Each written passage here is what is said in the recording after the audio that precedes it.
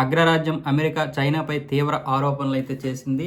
తమ treasury డిపార్ట్మెంట్పై Beijing cyber దాడులకు పాల్పడినట్లు గుర్తించామని వాషింగ్టన్ అయితే పేర్కొంది. వర్క్ స్టేషన్లో కీలకమైన పత్రాలను దొంగిలించేందుకు ప్రయత్నించినట్లు తెలిపింది.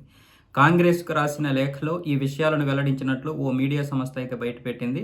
డిసెంబర్ ప్రారంభంలో ఈ సైబర్ దాడి జరిగింది. Third party cyber security service provider beyond trust network లోపాలను వాడుకొని హ్యాకర్లు వర్క్ స్టేషన్లు కీలకమైన దస్త్రాలను యాక్సెస్ చేయగలిగారు.